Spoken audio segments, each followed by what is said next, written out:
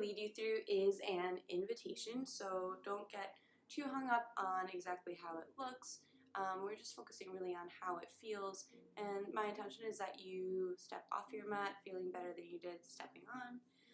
So that's what you'll need, either a yoga mat or just a space to practice in. You might lay out a blanket or a towel. If you don't have a yoga mat, don't feel like it's completely necessary. Work with what you've got.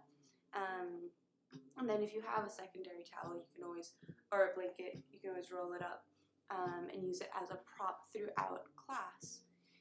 Don't get hung up on how fast or slow you're moving. See if you can begin connecting with your own breath space.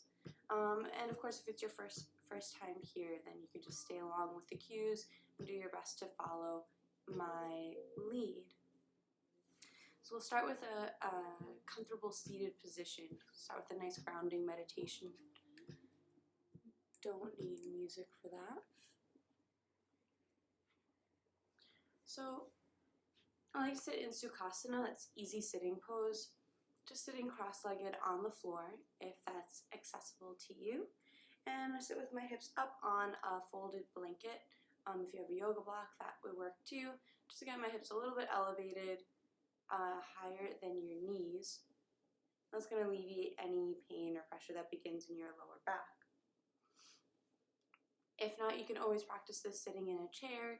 The idea is just to be nice and upright in the spine, like there's a string pulling you up from the crown of your head towards the sky. Heart over hips, head over heart, and the hands come to rest on the lap.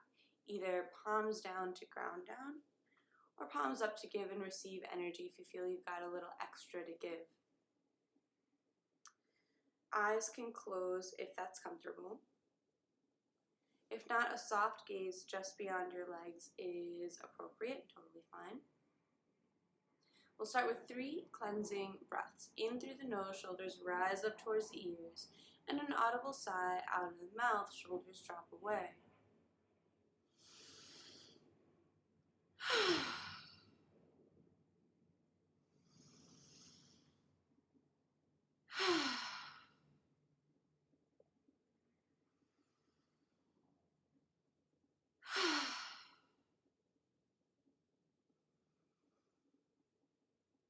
Let the breath continue in and out through the nose if that's available to you. Returning to a natural breath's pace.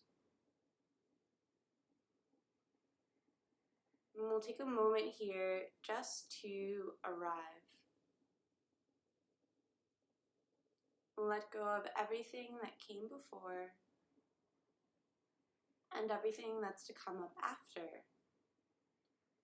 And become present to yourself here in this moment, here in this space. We'll begin to allow sounds into your awareness.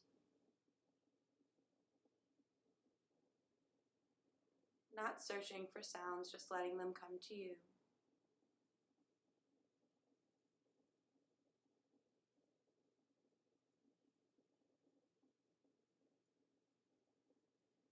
And the sounds might be at a distance, passing traffic or singing birds.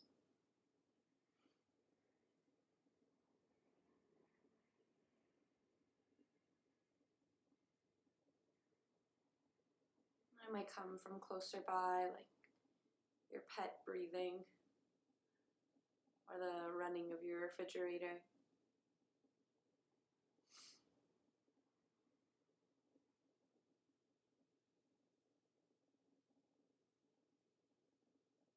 Allowing all sounds in all part of this moment, this experience. Notice the temperature of the air on your skin.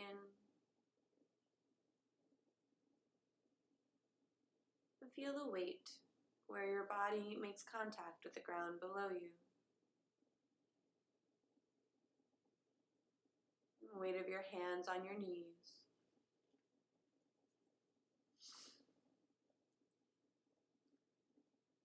And just get a general sense of how the body feels in this moment.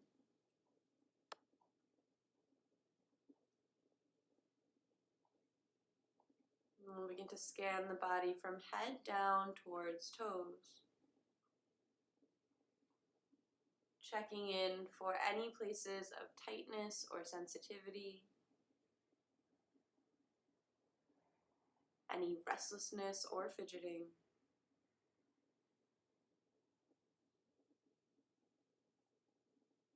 And we're just taking note of those spots that call out for our attention throughout to inform our movement practice today.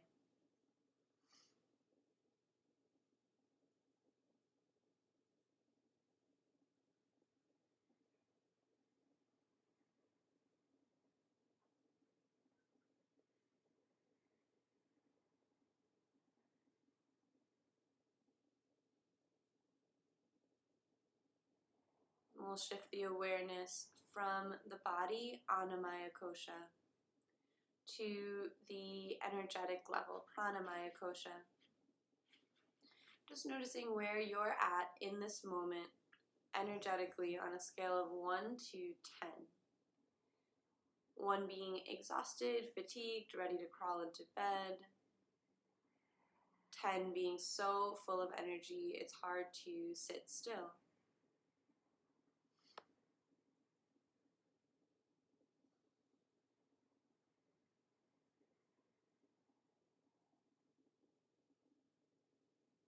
And notice your breath. No need to change it, just observe your natural inhale, exhale, and whatever pauses in between.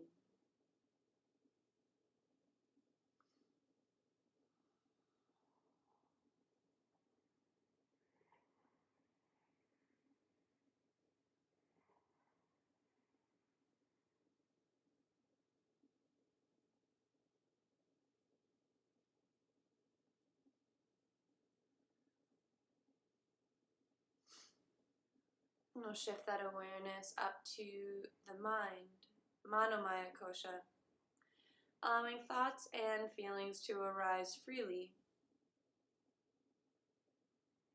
Just taking this moment to let the mind wander freely, but just take a step back, observing the thoughts from a distance. No need to engage, like watching clouds pass in the sky.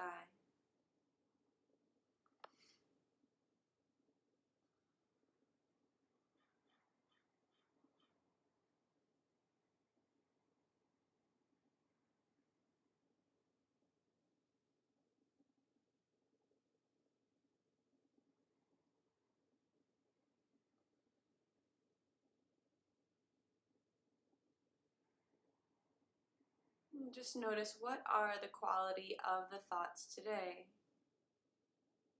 Do they have a positive or a negative tilt to them? Are they ruminating on the past or attempting to predict the future? Not right or wrong, not good or bad, just something to notice.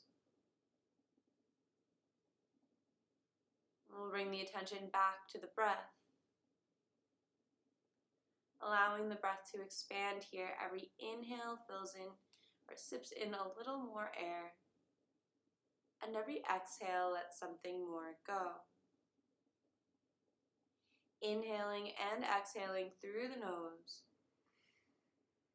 and into the belly. Inhales fill belly like a balloon inflating, and exhales draw belly button in towards spine. If you're having trouble just focusing on the belly, your hands can come onto the belly to feel that expansion and contraction in the belly.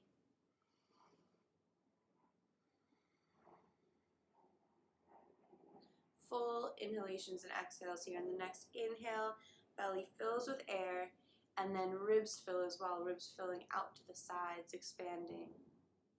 And exhale, ribs zip in and belly deflates.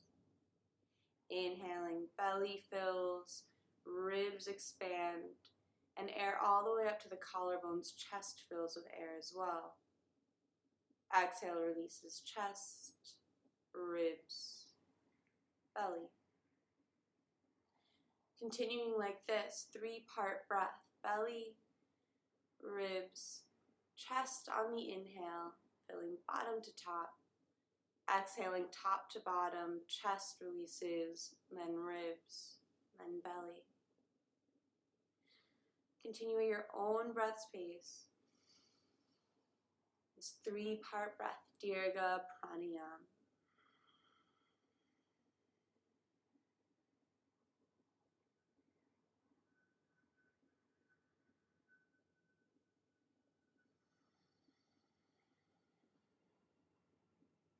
Stay seated up tall, nice tall spine.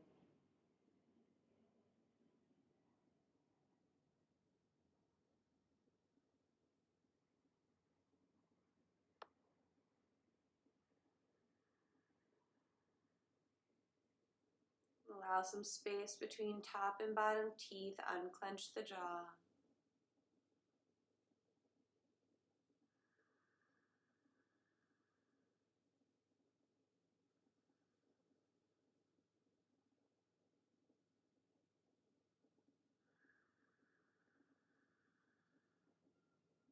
And the next time you exhale, releasing that 3-part breath, just returning to a natural breath space. Noticing any changes now in your natural breath space from the first time we checked in.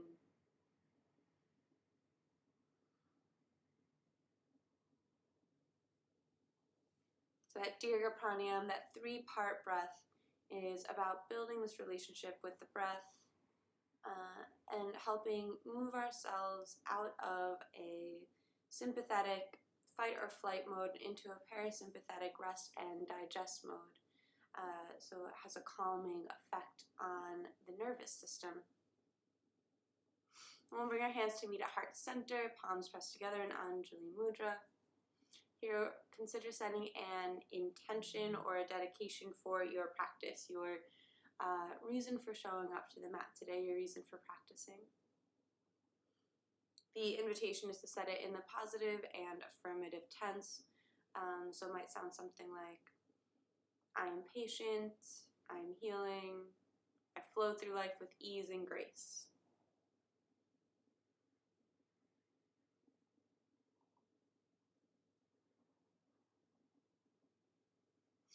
And we'll seal that intention with the sound of Om.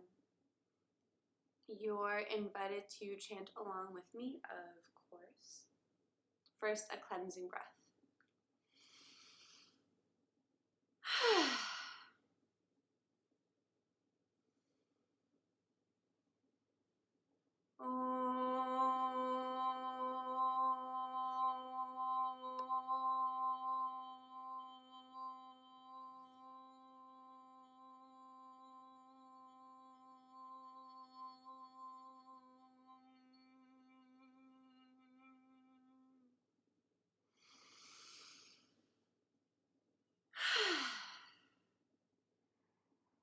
Allow your hands to release to your lap, chin drops towards chest, and on an inhale, right ear rolls over towards right shoulder. Exhaling, chin to chest, and left ear rolls towards left shoulder. Good morning, hey cool sword. Hi Ben, good morning the lurking. Welcome in, welcome in. So we're just slowly bringing movement into the body. Eyes can even still be closed for this.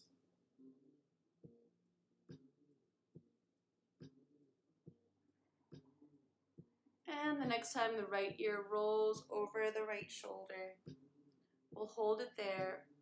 Right hand comes to land on top of the left side of the head. No pulling, just the weight of the arm is enough here. And left arm reaches away and slowly touches down, fingertips grazing the ground.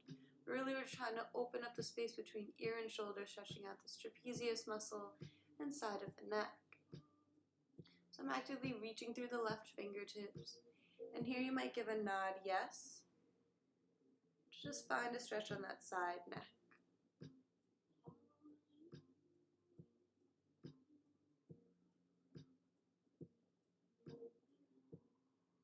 You find a spot that feels good, we'll hold it there and the breath continues. So we hold the shape but not the breath.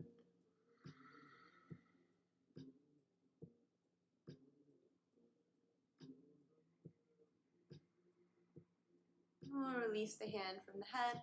Head rolls down through center. Left ear rolls over left shoulder.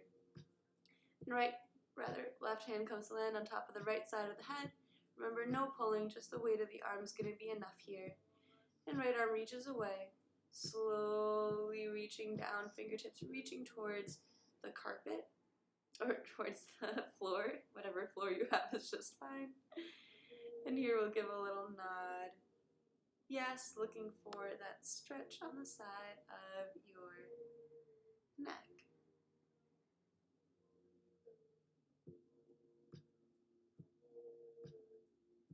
And you find a spot that feels good. Gonna hold it there and continue to breathe deeply. Notice how every exhale is kind of an opportunity to relax into the stretch even more.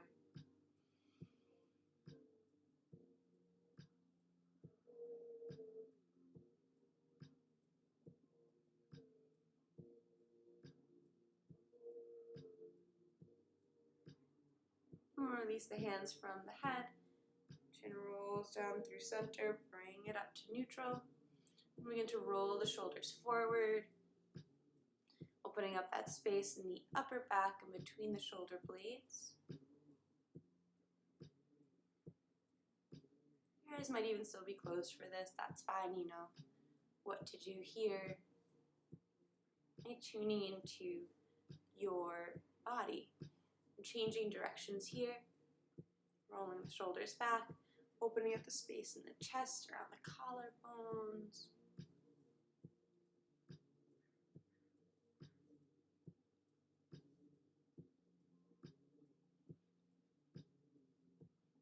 Alright, we'll come to stillness here and let's just open up our necks a little bit more here. We'll go for fingers come to the end of the jawbone, so just below your ear. Still seated up tall. Then just separate the fingers maybe an inch away from the jaw or so. We're going to slide the head side to side. So mindful here, we're opening up new ranges of motion and mobility in the neck. So don't get your shoulders involved. Shoulders stay totally relaxed, melted away. And don't turn the head either. So head stays in the same plane. We're sliding the head side to side. If this is too far away, bring the fingers in a little closer. It can even be just a centimeter away. And still we're breathing fully. So mindful, sometimes when we're trying something new or something different or challenging, we'll hold our breath, but counter to popular belief, that actually doesn't make it easier. We want to keep the breath going, keep the movement smooth. You can always slow it down. 3, 2, 1. All right, shake it off, look over left and right shoulder.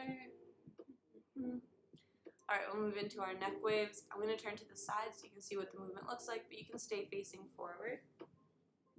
Path of least resistance. So from the shoulders down, we're just staying still. Just the head and neck are going to move here. And we're drawing a circle with the nose. So looking down towards the ground and reaching my nose towards the ground, reaching it forward towards the wall in front, up towards the ceiling, and back towards the wall behind.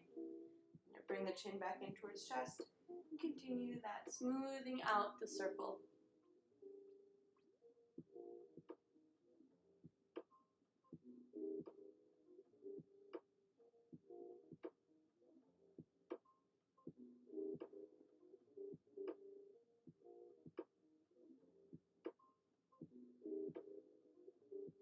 So just focusing on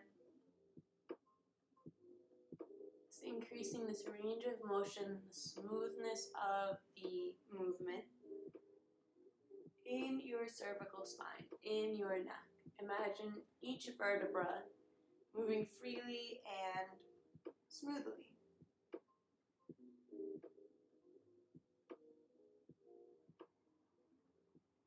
And we'll change directions. Now the chin's going to lead, reaching up towards the sky, forward towards the wall in front, down towards the ground, and chin tucks back in. Smoothing that movement out, like the chin is scooping down and in.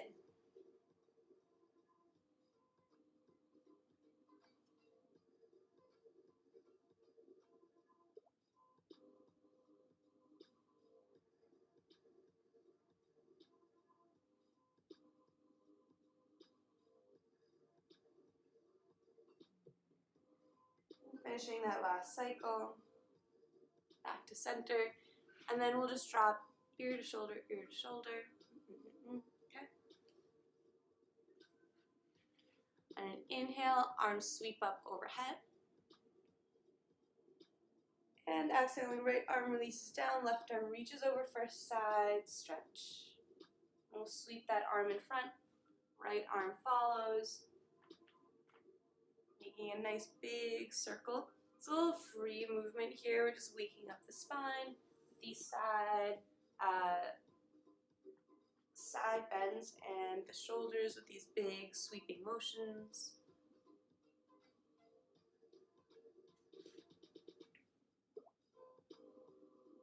And then we'll change directions. Sweeping over to the left. Right arm sweeps in front and left arm follows.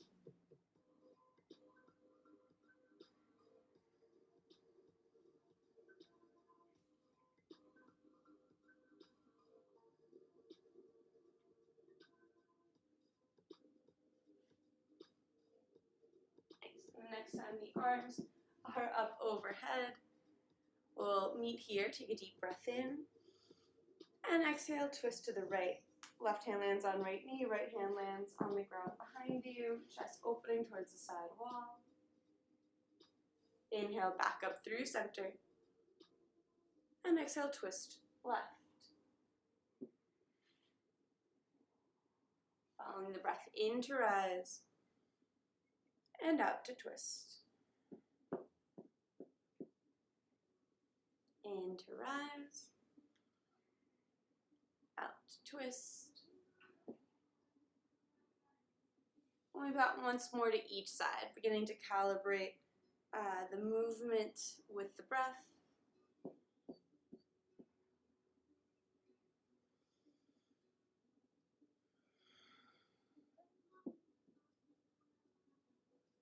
And the last time arms are up through center, we'll exhale, elbows bend, hands come to ear height. We're just waving out the hands, just beginning to warm up the hands and wrists before we put much pressure on them. And palms turn down, facing the ground. Fingers wiggle side to side, just really going to each edge of your your range of motion. So we're just warming up the tendons, the muscles, the ligaments in the hands and wrists.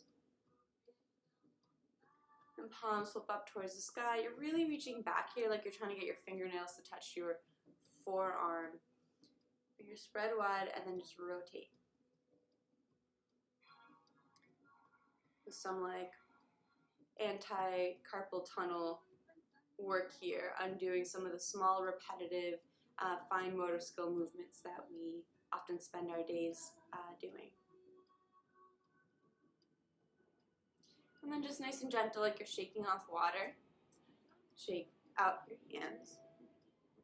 All right, let's wake up the legs and give them some space. We've been sitting in Sukhasana for quite a while now. Legs extend out in front of you.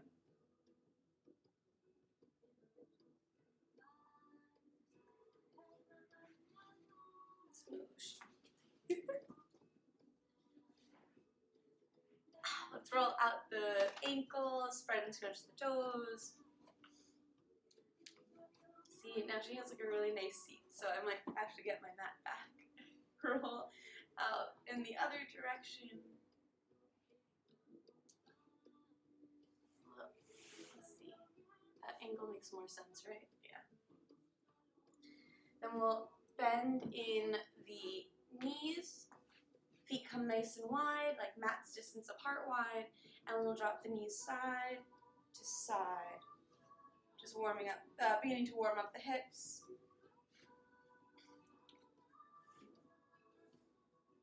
Still figuring out the angle for this setup, guys.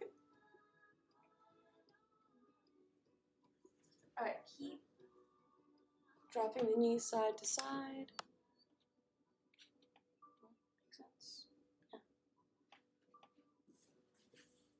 Okay. Next time the knees are over to the right. Just make sure the feet are far enough apart that the legs don't land on top of one another. Right hand will come close to the right hip. Left arm sweeps up, hips and chest rise. On an inhale, reaching up and back. And exhale, hips touch down. Let's bring the knees over to the other side. Left hand close to the left hip. Right arm sweeps up and open. And exhale, hips touch down, switching sides. So just beginning to open up the front side body here. The front of the hips and hip flexors.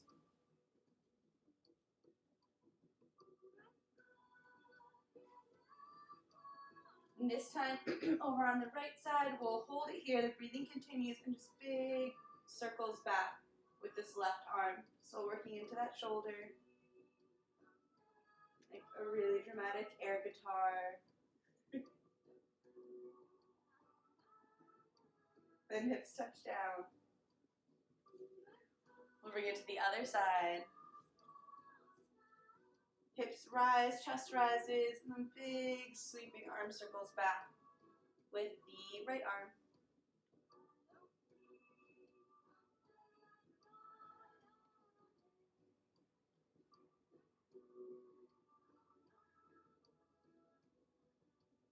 And hips touch down.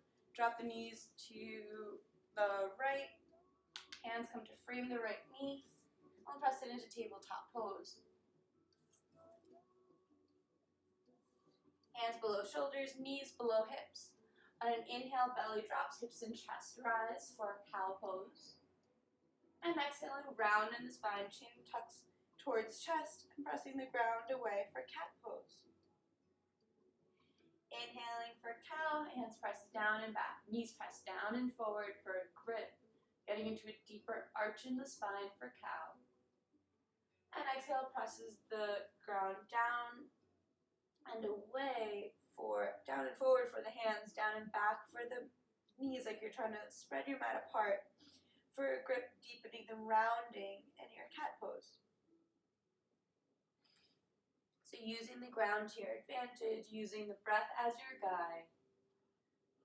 Allow the speed of your body to be informed by the length of your breath.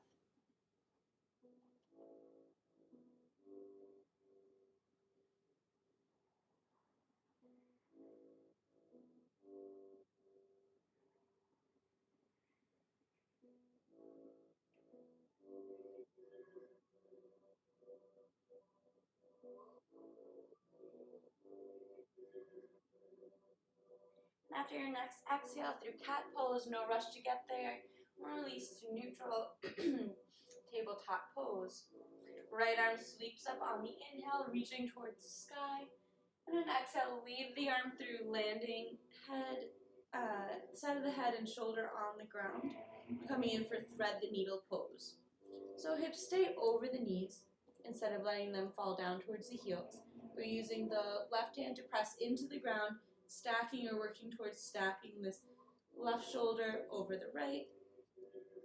And that bottom right arm is what's getting the stretch in the shoulder blade. So pressing stronger or softer into the ground like a kickstand to find where that stretch feels nicest in that shoulder. Option here to tuck the left toes under, pressing the heel back. And then to play with some balance here and bring more weight onto the shoulder, so you just get to decide how much weight feels good today. You might point the toes, now the foot's just like at a little float. You want to levitate that leg up nice and slow. So speed equals momentum, and momentum is not your friend here in this posture and entering this posture. So just nice and slow, like you're moving through honey. Really reaching those left toes up and back. So if you go too fast or too far, you'll roll over onto your back, and if that just happened, that's all right. No worries, laugh it off. Falling out of poses is actually a pretty big part of of practice, so getting back into it and beginning again. So you just got another breath or so here, really reaching through this leg, really pressing through that bottom arm. And we'll slowly float this foot back down to the ground. Like pressing rewind, the knee releases to the mat. Pressing into the left hand, right arm sweeps up towards the sky. And exhale, hand touches down. So I'm just going to turn around so that I can keep talking towards the camera. Now the left arm sweeps open to the sky. And on an exhale, weave the arm through, thread the needle pose, landing left side head, shoulder onto the ground. Right hand lands in front of the chest, pressing the ground away, so there's a twist in the spine. My chest is reaching towards facing the side wall, while my hips stay square to the ground, hips over the knees.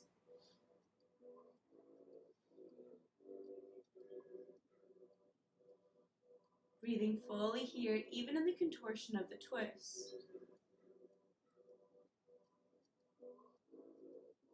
An option here to extend the right leg straight, pressing the heel back. It's a little bit of a calf stretch if you really get that leg extended completely straight. And then from here, really listening to the left side of your neck and shoulder, if it's going to feel good to add more weight to it. You point the toes, bring the foot to a little float. And then nice and slow, like moving through honey, you can levitate that leg up.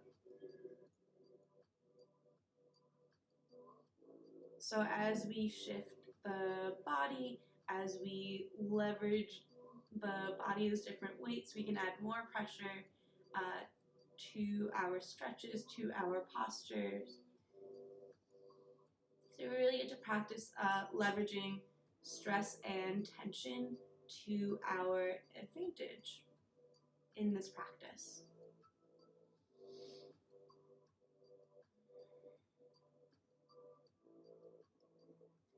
All the while breathing deeply. The pose ends when the breath ends.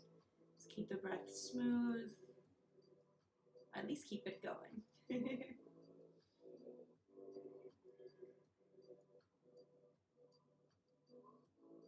We just got one more breath here.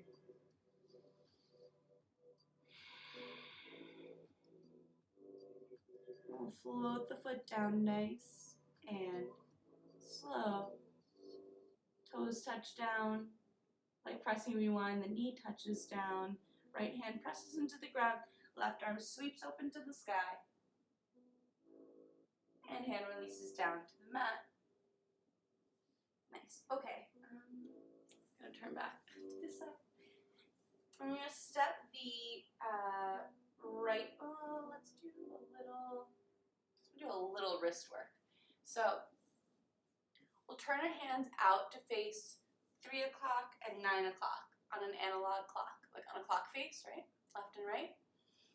And then fingers spread wide. No matter what you do, the palms are going to stay glued to the ground.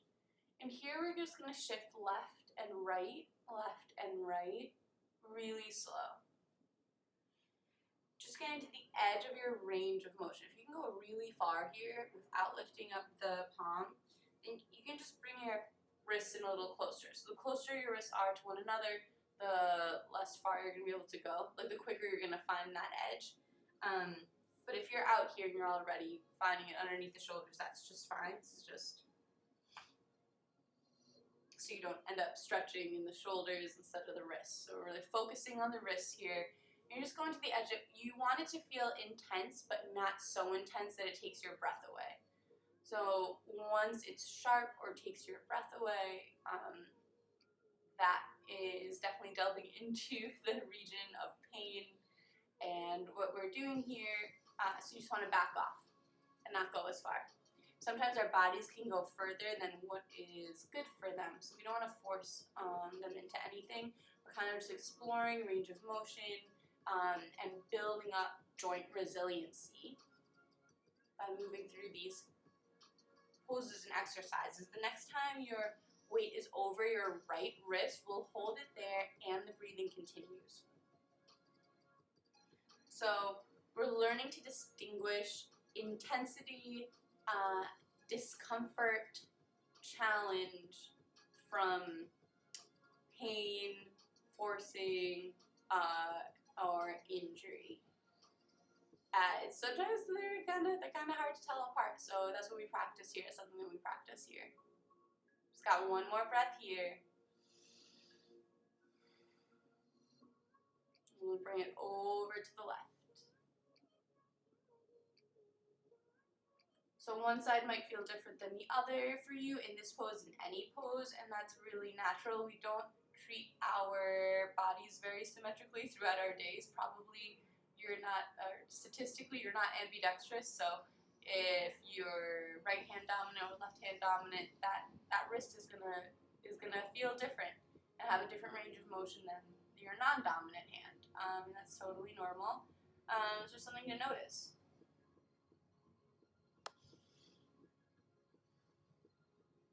Bring it back to the middle, then untwist the hands. So both, all the nails are now facing noon. Tuck your toes under and just sit back on the heels. Get off the wrists. All right, just like you're washing your hands vigorously, but just focus on your wrists. So it's like a little wrist massage here. Just get some blood back into it. For as important as they are, they actually don't have that many, like, blood vessels in them, because as you can feel, it's mostly bone, conglomeration of bones in there. So fingers interlace. You can just wrist floss a little bit here. It's just like making the figure 8, like infinity sign, both directions. And you might be starting to feel that toe stretch with the feet stretch with the toes tucked underneath. That's great. 3, 2, 1. All right. Hands come back down. Don't worry, just for a moment. Let's step the right and left foot forward out to the edges of the mat. And then knees bend deep, deep, deep. Hips drop down for Malasana, deep squat. Then the legs extend, head comes down heavy for forward fold. And we're just going to alternate from hips heavy, deep squat, to head heavy, forward fold a few times. So we're really waking up the backs of the legs here. Don't worry, it doesn't have to be a perfect forward fold. It doesn't have to be the deepest squat of your life. We're just playing around with waking the body up to the potential of those two shapes.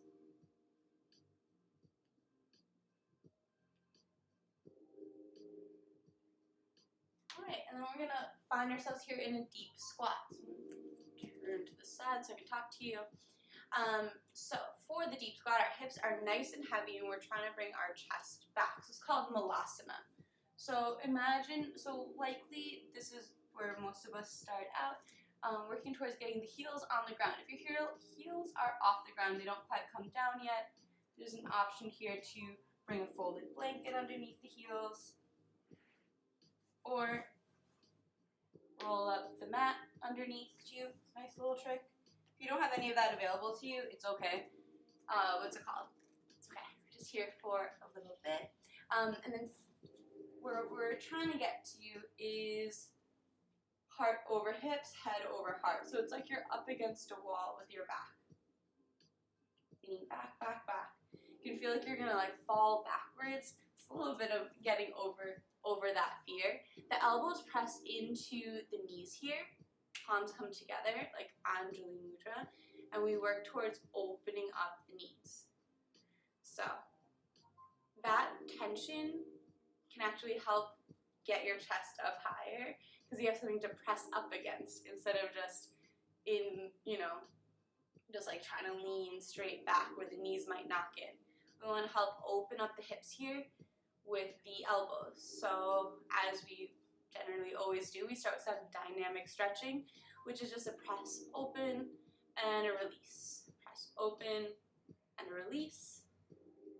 And we're going to keep it open. The forearms come to 180 degrees more or less, or working towards it, right? So wherever you're at is just fine. Breathing fully here, just got 2 deep breaths.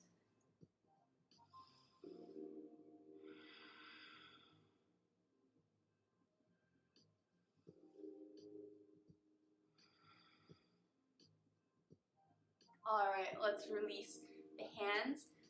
Extend the legs. You might bend one knee and then the other. So our feet are still nice and wide. And then we're coming into ragdoll. So the knees can be a little or a lot bent here.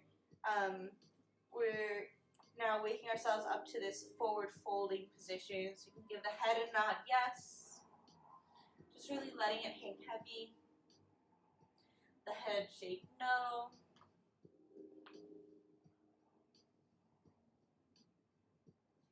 You can grab opposite elbows here, creating a frame for your head. And here, give yourself a rock side to side, or bounce forward and back. Just a little free movement here. We're using the weight of the head and shoulders to help elongate the spine. So if you're only feeling it in your hamstrings and the backs of your legs, bend your knees even more so that you can really let your back stretch out here.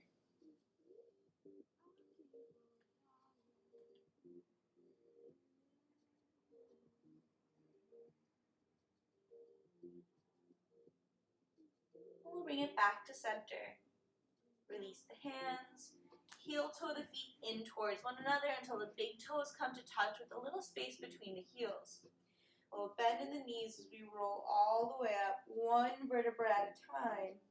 Heavy head comes up last. To stand. Not quite.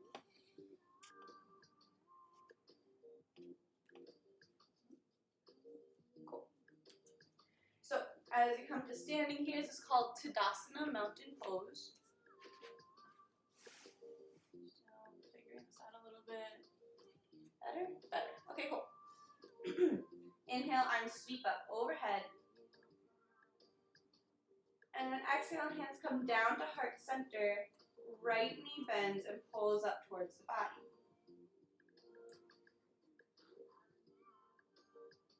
So it's called one-legged Tadasana. The deep breath in, the knee pulls in using just core strength. And the exhale, take a slow motion front kick. Extend the legs straight. And then from the hip, let it pendulum swing down and back for warrior 3. Hands can come onto that left thigh to press back. And right foot's really reaching back here. The hips stay square to one another so they're the same distance from the ground. The right hip's going to want to pop up, but we actually want to keep it down in alignment with the left to the best of our ability. And the gaze is looking down. It's like you're trying to make the letter T with your body. Even more of a challenge, your arms can come up by the sides of the head. And that's going to bring the shoulders in as well.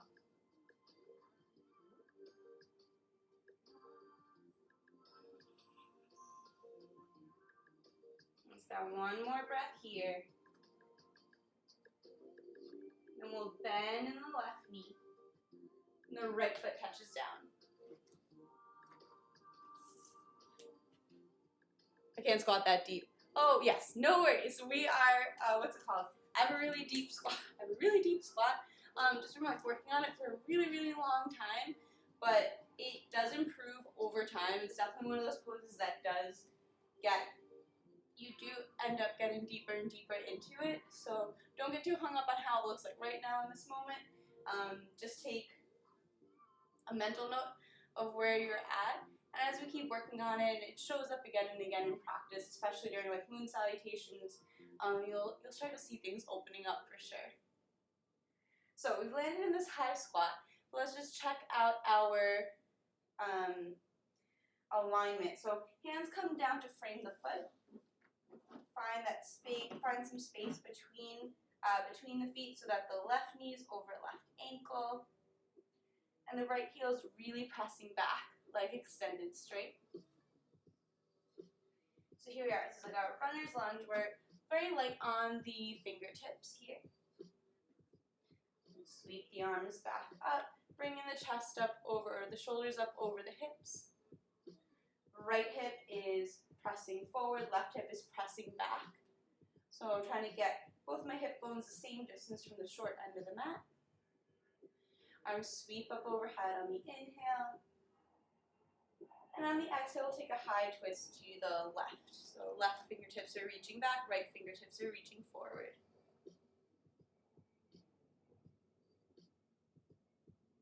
Nice, deep breath in here. On the exhale, hands can come to heart center. And option to hook the right elbow with the left knee. Once we're pressed down here, we're going to press, really using the hands and getting like a nice wrist stretch here as leverage for the body as we are twisting the chest towards that side wall, towards the left.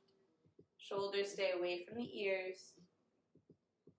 I'm pressing the elbow into the thigh to get the body away from the thigh. So my belly is still pressed into my thigh quite a bit here, but I'm working towards pressing the chest open towards the side wall instead of completely leaning on that leg. This is a really deep twist, so super valuable place to learn to breathe into. One more breath here. And like pressing rewind, we'll unhook the elbow, open up the arms come up through center, and release the hands down to the mat. Step that left foot back for plank pose. Deep breath in here, we'll roll onto the tiptoes, and exhale, lower down halfway for chaturanga. Toes flip, and press the chest forward for upward facing dog. Tops of the feet press into the ground so hard that the knees stay lifted off the mat. Squeeze the glutes to protect the lower back. Or the knees and thighs can come onto the ground. Walk the hands forward a couple inches, a little bend to them, to press the chest forward for Bhujangasana Cobra pose. Still the tops of my feet are pressed into the ground. Still the glutes are squeezed to protect the lower back. Deep breath in here. Exhale, look over the right shoulder. Inhale, back through center. Exhale, look over left shoulder. Inhale, back through center. And exhale, child's pose. So let's bend in the knees, big toes come to touch, knees splay apart, and sink the hips back towards the heels. You let the mouth, chin, or forehead come down to the mat, and the hands press into the ground so hard that the elbows stay lifted. Get a little shoulder stretch.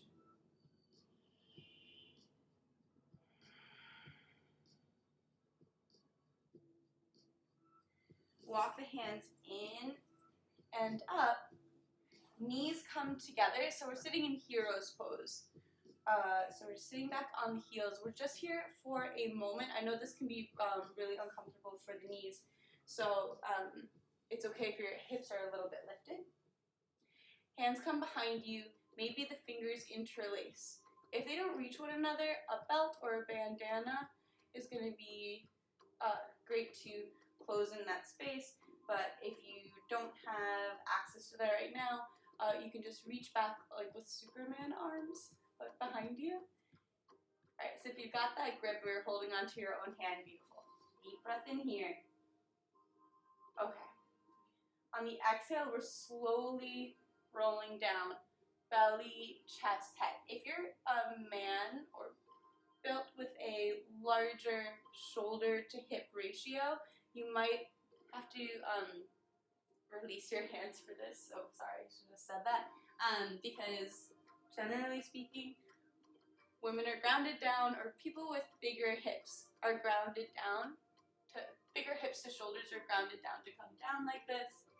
But got a bunch of like bodybuilder friends that are men that get about here before their face snaps down because their hips can't, because their shoulders are too big. So just wherever you're at, know thy body, or learn this way. You're not that far from the ground, so don't worry. The hard way actually isn't that bad. I'm coming down back to child pose basically, but with the knees together and the hands interlaced behind your back. From here, we're going to roll onto the top of the head. So there's a flat part of the head. We don't want to go past it. We're rounding the neck. The neck stays long here. Just rolling onto the flat part of my head. Hips are up over my knees. And then the arms reach up and maybe even forward. So I'm getting a shoulder stretch here.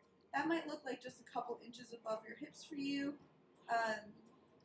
It's called Yoga Mudra pose, so a symbol of yoga pose.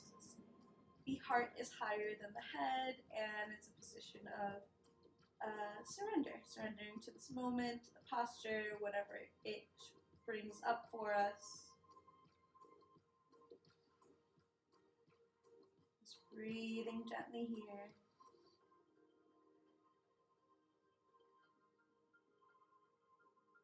The arms are reaching, shoulders stretching.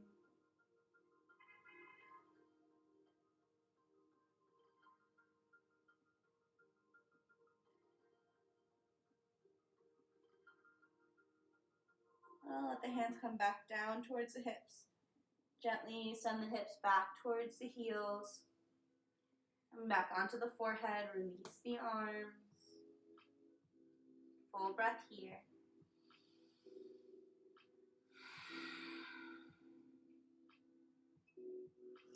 And the hands come out in front of you. Back to tabletop pose. Toes tuck under. Hips press up high for downward facing dog. Yeah, that happens to me. I almost smashed my face. Evolve yourself. I'm sorry. I tried to warn you. But it's kind of one of those things that you just have to test out on your own to see, like if I just tell you, you're like, okay.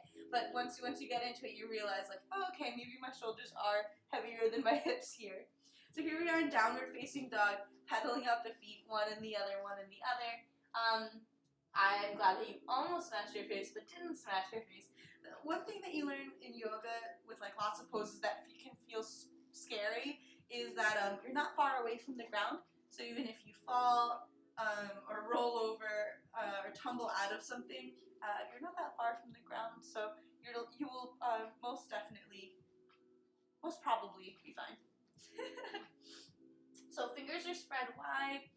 You might lift the heels and drop them. We're finding our spacing here so that our chest can be heavy, pressing down towards the ground, head's heavy, pressing down towards the ground. Hips are pressing up and back, like the hips are going to touch where the back wall meets the ceiling. Let's get a deep breath here.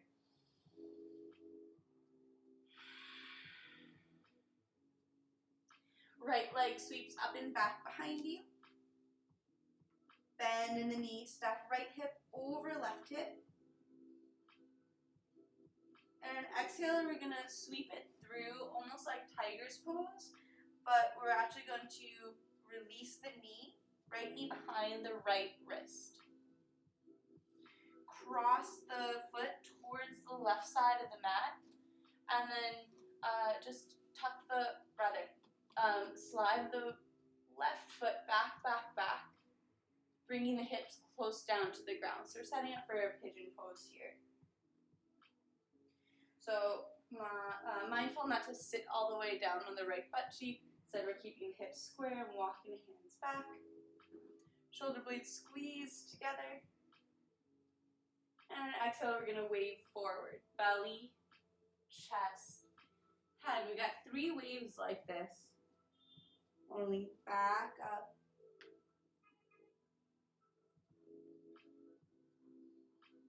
Waving down, belly, chest, head. Back up, heavy head comes up last.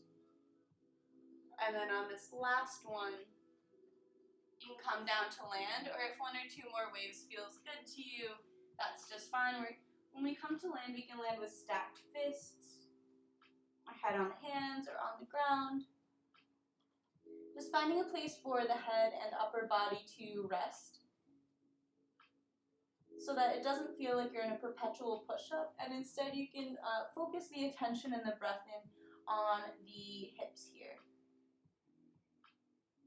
And specifically that right hip and butt cheek, lower back area.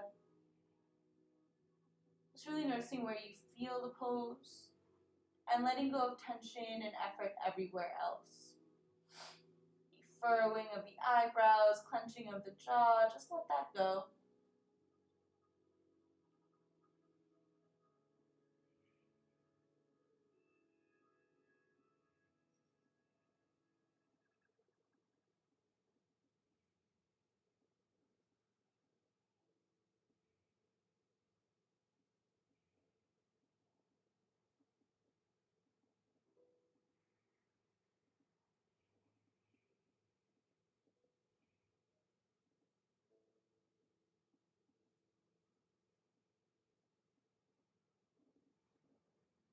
Got one more deep breath here, fullest expression of the pose.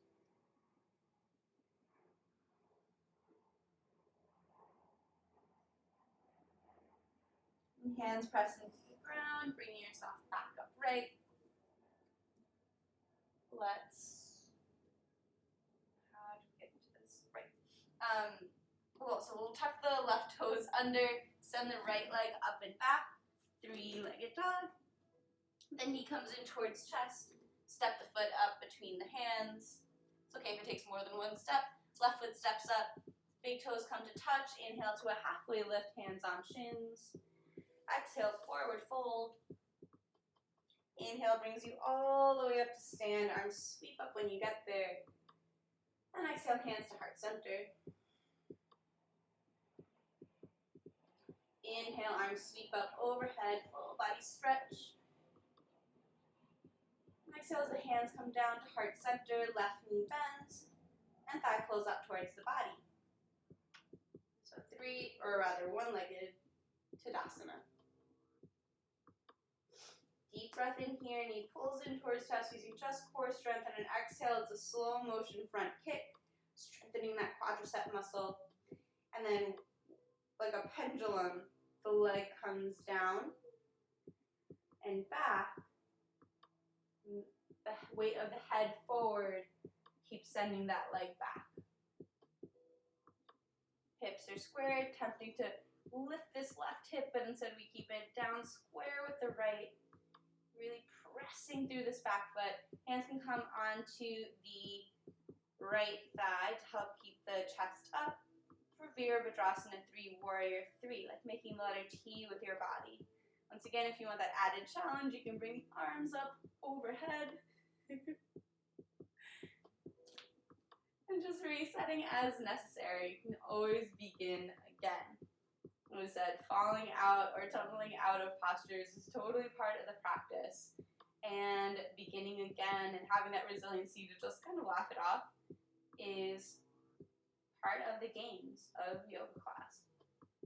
We got one more breath here. Bend in that front knee and float the back foot down. Landing in a high lunge. All right, let's bring the hands down just to get our alignment right. So the hands down, just a little bit more stability or a lot more stability. Walking that left foot back, back, back. Right knee over right ankle. Making sure we're not standing on a balance beam. There's some distance between left and right foot.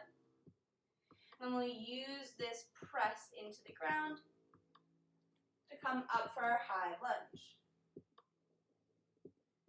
Hands come down onto the hips. And we're pressing the left hip forward, pulling the right hip back. Inhale, arms sweep up overhead. And exhale, high twist to the right. Right hand reaches back, left hand reaches forward. We're reaching through the fingertips.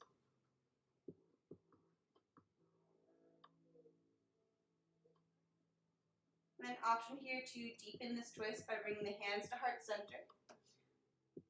And hooking the right knee with the right elbow. The right knee with the left elbow. There we go. And pressing into the leg nice and strong with the elbow to leverage the chest open towards the side wall. So we're breathing fully here, even in the contortion of the twist.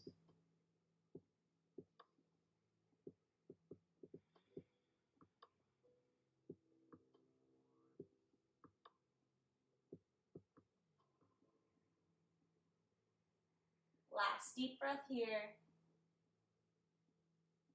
And like pressing rewind, unhook the knee, release the arms, back through center.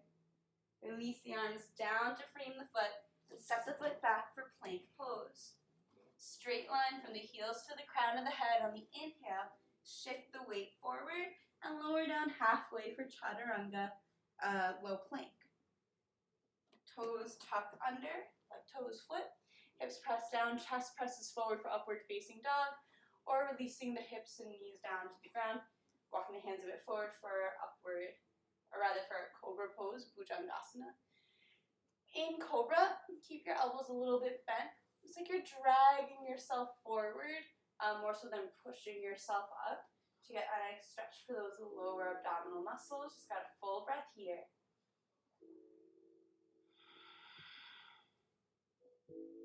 And the exhale will, or on the next breath, we'll bring it to a child's pose once more. So through tabletop, big toes touch, knees splay apart, and sink the hips back and down.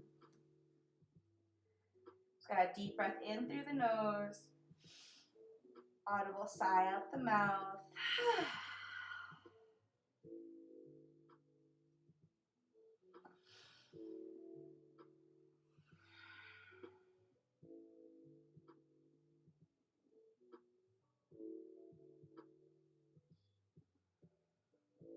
And we'll walk the hands in and come up to kneeling.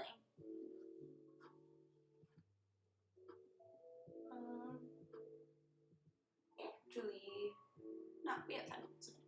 Toes tuck under. And hands come to the lower back here.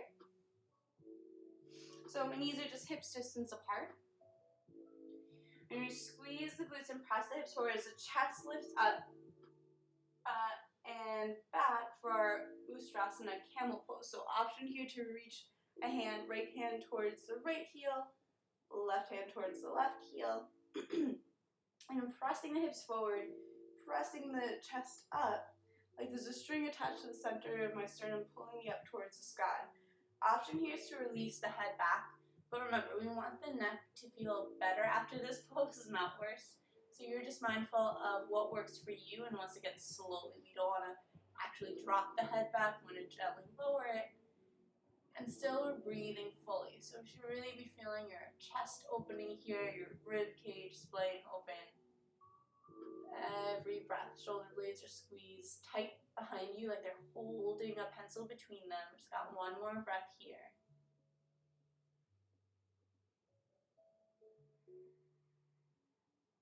And then on your way back up, chin tucks in towards chest, hands come to the lower back for support. Back up to neutral. Hands come down onto the mat, toes tuck under for downward facing dog.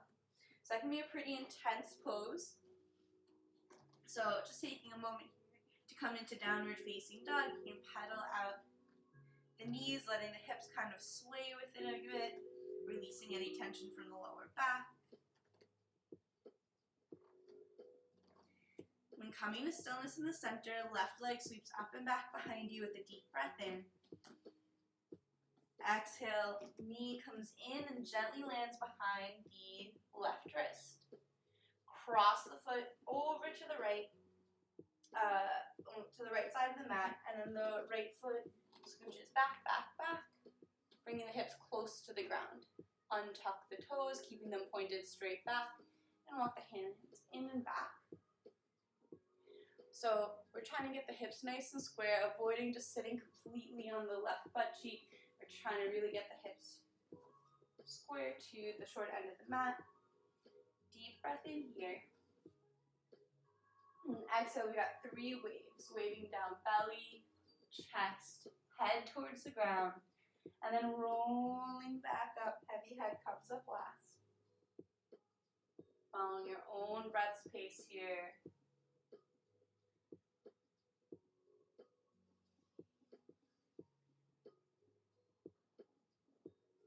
And on your third wave down or so, releasing fully into this folded pigeon pose, Eko Padma Konasana.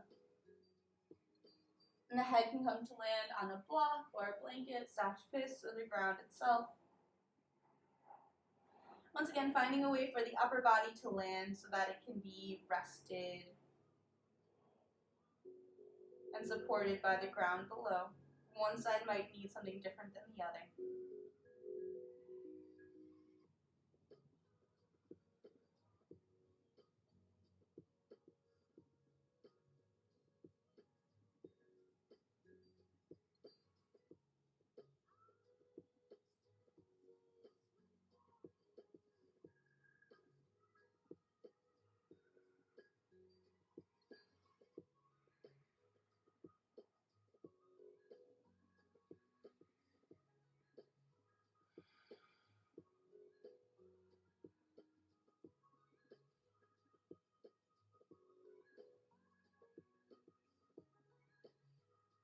Just got one more deep breath here.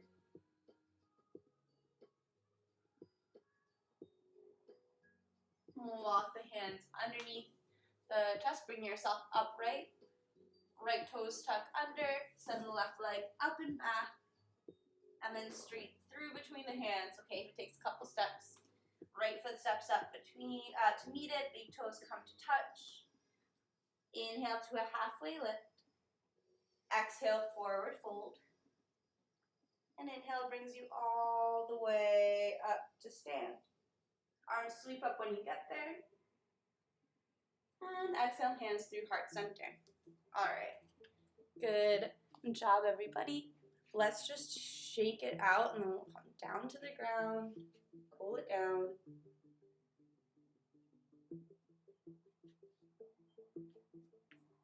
So, for our, literally what I mean by shaking it out is our lymphatic shake. So we're just going to bring a bounce to the body. Lift and drop the shoulders, lift and drop the shoulders, lift and drop the heels. So I'm just lifting and dropping the heels. They hit the ground hard enough that they help create this jiggle. I mean, you can come into a full jump if you're feeling up to it today. Basically, every day that I feel up to it, I'll go for a full jump because you never know when you're going to have that kind of energy again. But wherever you're at today, I'm definitely at, I just lift and drop heels. What's it called? Level of energy today. So I think it's usually kind of funny, just the way our society talks about energy work. And it's like this really like esoteric, mystical, spiritual thing. And of course, like it could be. But really, even if you find yourself being like quite a secular person, energy is something that you work with on a day-to-day because you are a being that is alive. So the amount of sleep you're getting, the amount of coffee you drink or caffeinated beverages in general and sugar, like every time you eat food, you're working with energy. That's just like a scientific fact.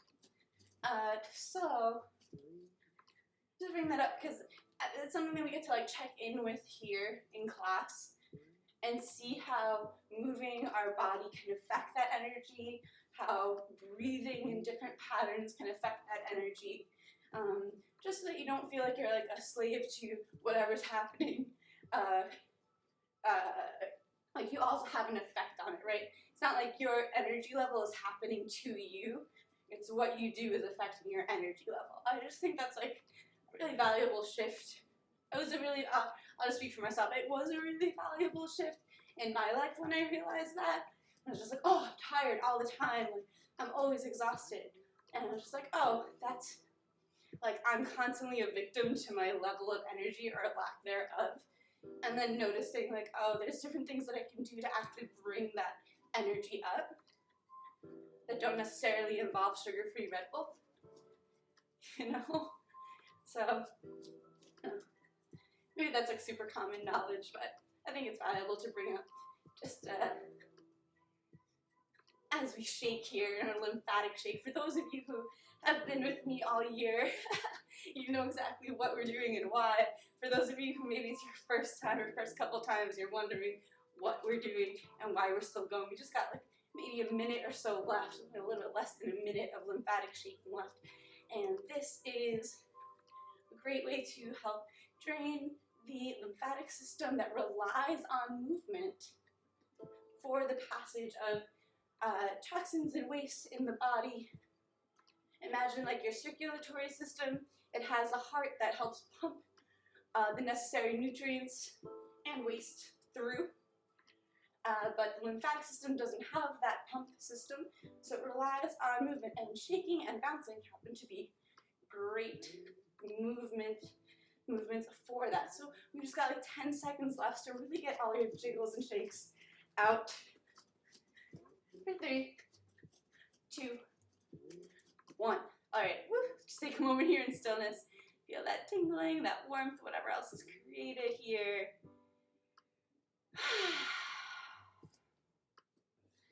Evolve yourself. Do you think that was funny? You resonate with that energy talk? Okay, so here we go. We have our breath of joy. So this is a practice that's all about letting go. Don't worry about what you're letting go of. Sometimes things come to mind throughout the practice, and sometimes they don't, but the important part is going through it, committing to it. It is a 4-part breath. 3 sips of air in through the nose, and a big ha out through the mouth. So it looks like inhaling through the nose, arms sweep up. Inhaling through the nose, arms sweep out. Inhaling through the nose, arms sweep up. And then a big ha, arms throw back. And just yelling out through the mouth. Just take up space, make sure there's no furniture or walls that you're gonna hit. Knees are a little bit bent. We got about 10 rounds of this. So, in, ha, in, ha, in, ha, in,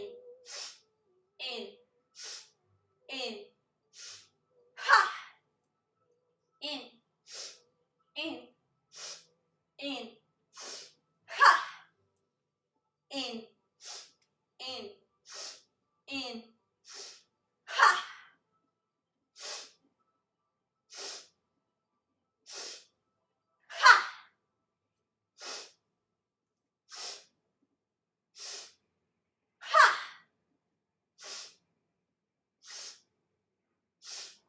Ha! 3 more if you haven't joined in yet. Now's your chance. Ha!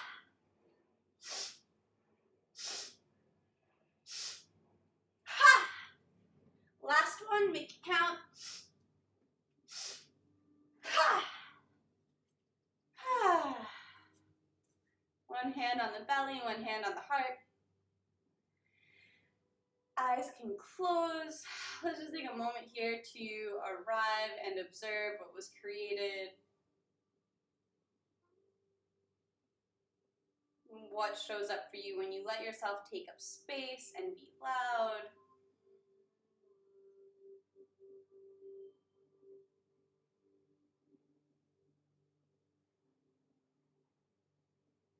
And lots of judgment can come up when we're trying to get into like yoga poses or like specific shapes with the body.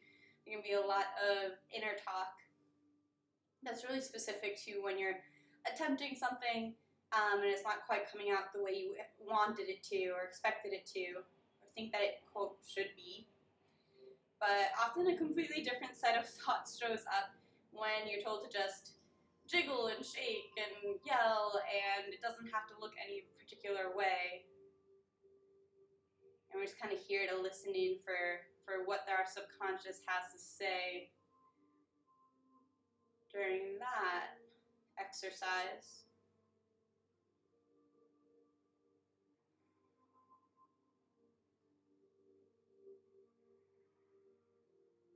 Whatever shows up for you, it's not right or wrong, it's not good or bad, it's just something to notice. You can gently blink your eyes open. Might grab a sip of water. Towel off any sweat that may have built up. And we're going to meet on the ground. If you're already on your mat, then just stay there, we'll meet you. And if not, we'll come down together. We'll meet at the back of the mat. Inhale, arms sweep up overhead. Exhale, forward fold. Inhale to a halfway lift. And exhale, knees bend deep, deep, deep, so deep that we come down to seated. All right, we'll extend the legs out in front today. Just in Dandasana, staff pose. Deep breath in to get tall. Exhale, we'll fold forward, belly, chest, head, just reaching towards the feet. We just got one big stretch here, or one big breath here for the stretch. And then we're gonna roll back. Full body stretch, arms up overhead. And then just notice, is there any last movement or wiggle or pose that would round out your practice? So when you're practicing along with me, we almost always, like 99% of the time, do our reclining twists. So if your body's calling for that, you can move through that movement, but really you can do whatever your body's asking of you. So all class we tell our body what to do, all day really, often, and our body does its best to respond back and do our bidding. Now we just ask back, like, what can we do for it? What would it need to feel satisfied or well-rounded in this practice?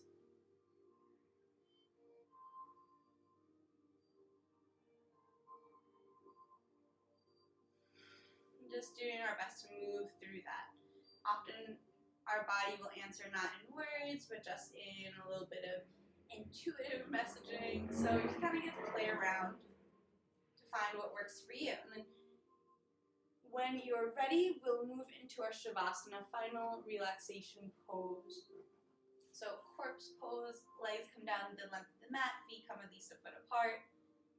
Legs so relaxed that the feet naturally splay open, shoulders tuck under the chest, supporting it, the arms released down by the sides, palms up, a symbol of mudra, a symbol of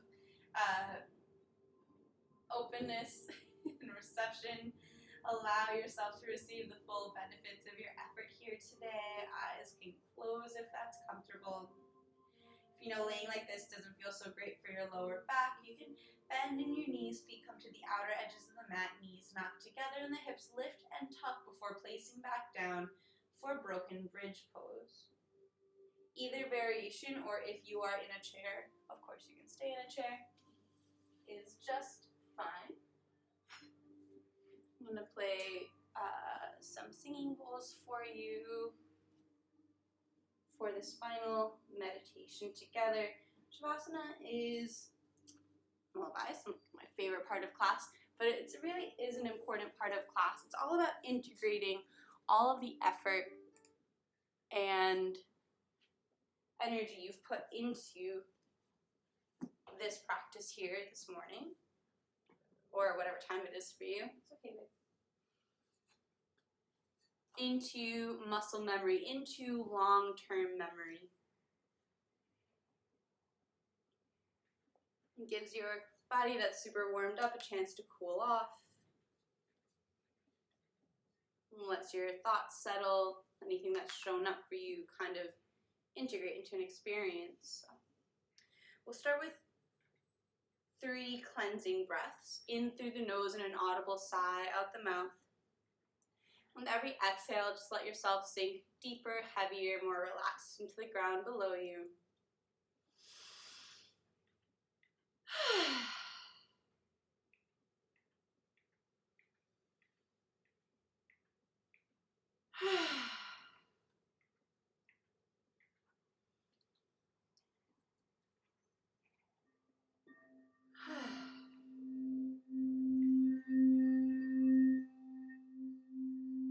allow the breath to continue in and out through the nose.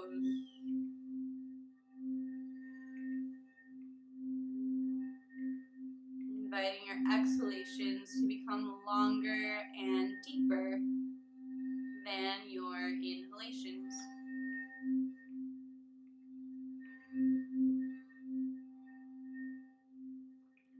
Invite space between top and bottom teeth as the jaw hangs heavy.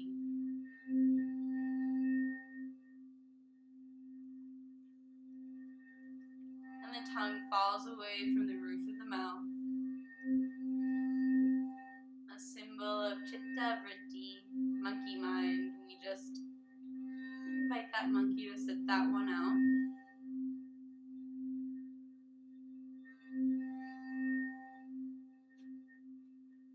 Eyes rest heavy in their sockets.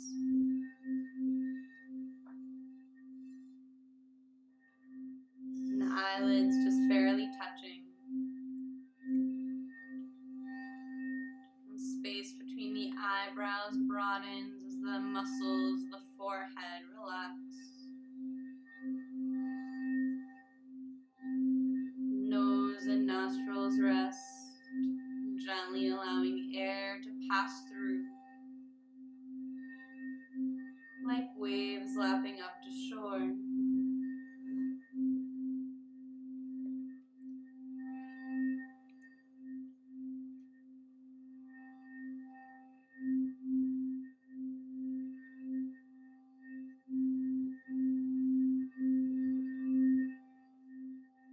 All the muscles in the head relax.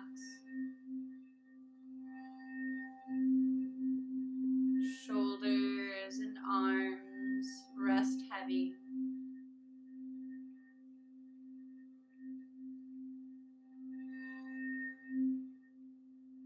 Back relaxes.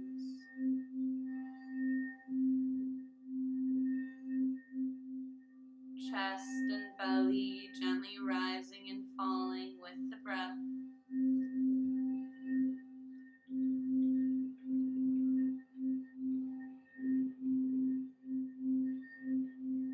Hips and upper back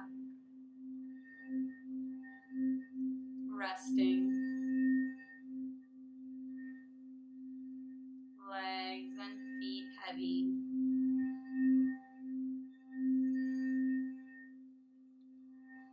Whole body rests. Whole body rests. Whole body rests.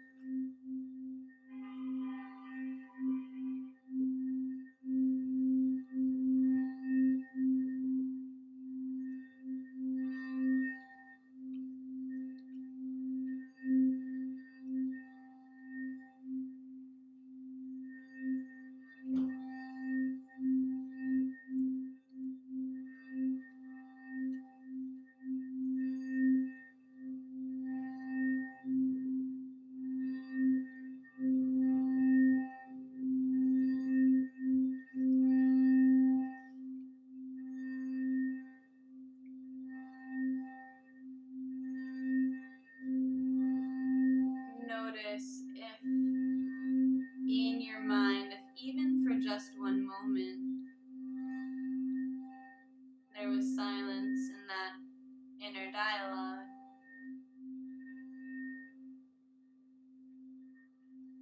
Notice if in your breath there's ease.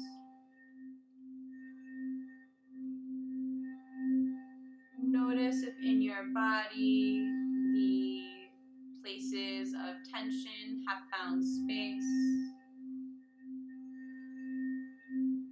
The places of restlessness have found peace.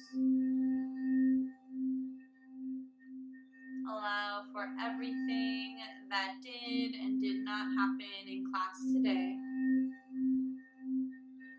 Know that in yoga, practice makes practice.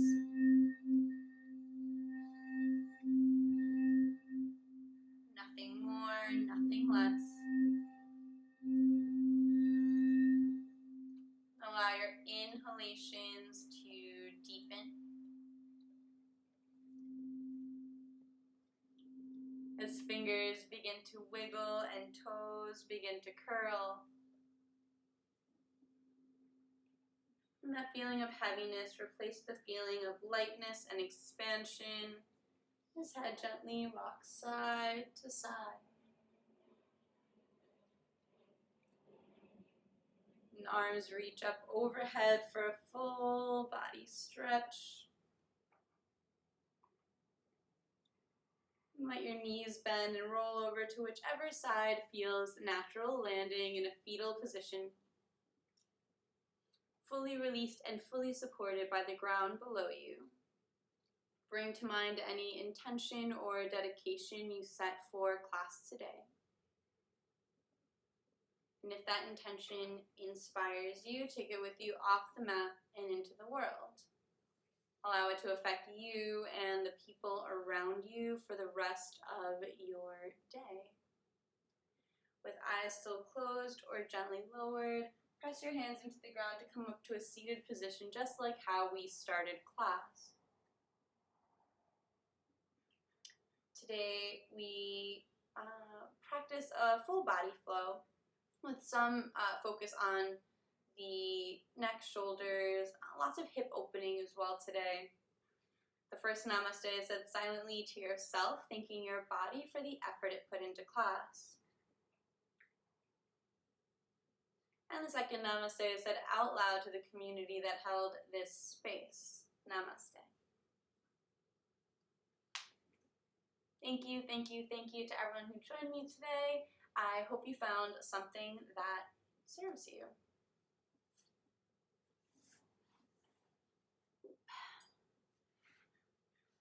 Evolve yourself. Namaste. Thank you for being here. You're welcome. You're welcome. Hey, Cool Sword. Namaste, my friend. Always great to have you here. Hope you guys are feeling good after class.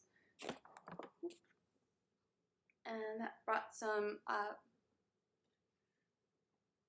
positive energy and movement to your Sunday, to your weekend.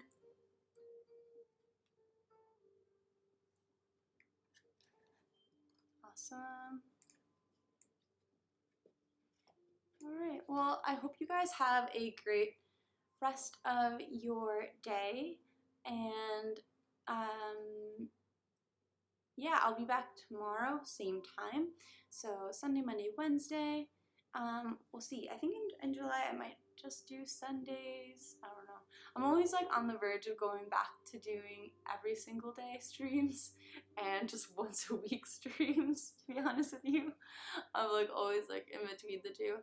But as of now, I'll be here tomorrow, same time, same place on the internet. I appreciate you. I'm always down for questions, suggestions, recommendations, obviously here in chat, and as well as in my DMs on Instagram is probably the best place to find me, unless you know me in real life, and then obviously you can just text me. I'm really open to feedback. Because yeah, today was the 107th class, so,